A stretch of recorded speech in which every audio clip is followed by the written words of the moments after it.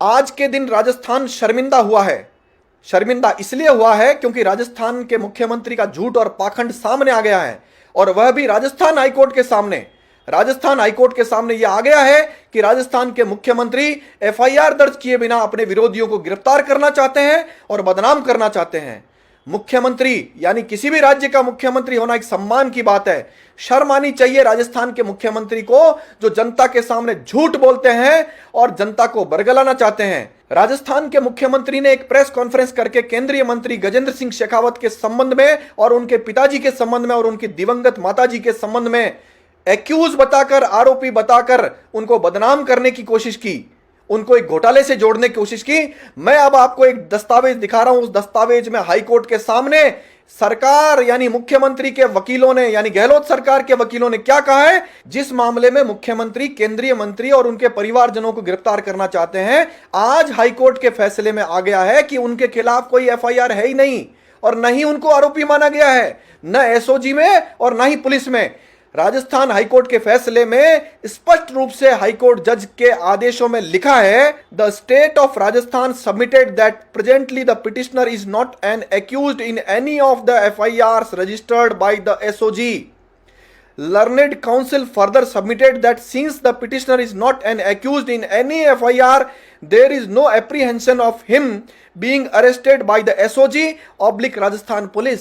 मतलब यह है कि केंद्रीय मंत्री के खिलाफ कोई एफआईआर है ही नहीं, यानी वो किसी मामले में एक्यूज है ही नहीं, तो वो गिरफ्तार किस मामले में कर रहे थे।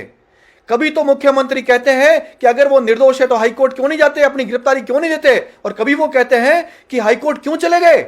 संजीवनी मामले की जो बात कर रहे हैं, संजीवनी मामले से कई गुना बड़ा घोटाला आदर्श घोटाला है। 20 लाख लोग उससे पीड़ित हैं। 12,000 करोड़ का घोटाला हुआ, उसके पीड़ितों की सुनवाई अशोक गहलोत साहब नहीं कर रहे हैं।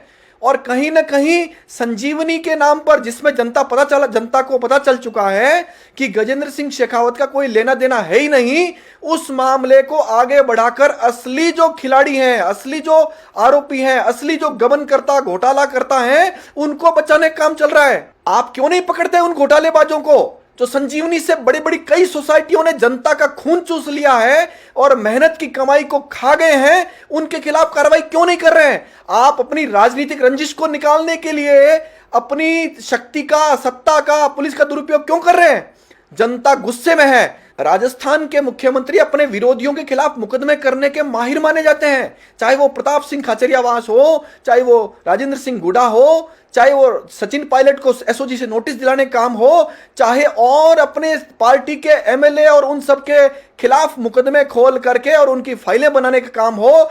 जिन्होंने अशोक गहलोत साहब को मुख्यमंत्री बनाने में भूमिका निभाई, उनको जेल पहुंचाने में इन्होंने भूमिका निभाई, और अब वैभव गहलोत की हार की खींच में केंद्रीय मंत्री के पीछे पड़े हैं। लेकिन आज हाईकोर्ट के फैसले ने यह साबित कर दिया है कि अशोक गहलोत लगातार झूठ बोल रहे थे, और जनता मूर्ख नहीं है, जनता समय आने पर जवाब देगी। इतनी बात जनता के सामने आ जाने के बाद राजस्थान के मुख्यमंत्री को शर्म आनी चाहिए और शर्मिंदा होकर अपने पद से इस्तीफा दे देना चाहिए और जनता से माफी भी मांगनी चाहिए और मीडिया के सामने आकर सच भी बताना चाहिए।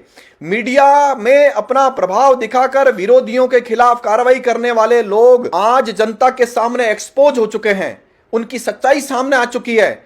मीडिया में भी कई अच्छे लोग हैं, लेकिन उनकी सुनवाई कहीं नहीं हो रही है, उनकी खबरें कहीं नहीं छपती है। जो खबरें मुख्यमंत्री जी चाहते हैं वही खबरें छपने का चलन शुरू हो चुका है, जो बहुत ही खतरनाक है। सीबीआई और ईडी के दुरुपयोग की बात कहकर मुख्यमंत्री खुद को बचाना चाहते हैं, क्योंकि इनके संपर्कों वाले घोटालेबाजों पर लोगों की नजर नहीं जाए, इसलिए। और दूसरी बात, राजस्थान की पुलिस और राजस्थान की अन्य एजेंसियों का जो दुरुपयोग है वो जनता के सामने नहीं आ जाए, इसलिए मुख्यमंत्री की जादूगरी आज शर्मिंदगी का पर्याय बन चुकी है। क्योंकि गजेंद्र सिंह शेखावत का नाम लेकर अन्य घोटालेबाजों को बचाने का जो काम है वह आज कोर्ट के आदेश से सामने आ चुका है। अभी तो न्यायालय के कई सारे आदेश सामने आने हैं जिससे जनता को सच्चाई पता चलेगी। जय हिंद।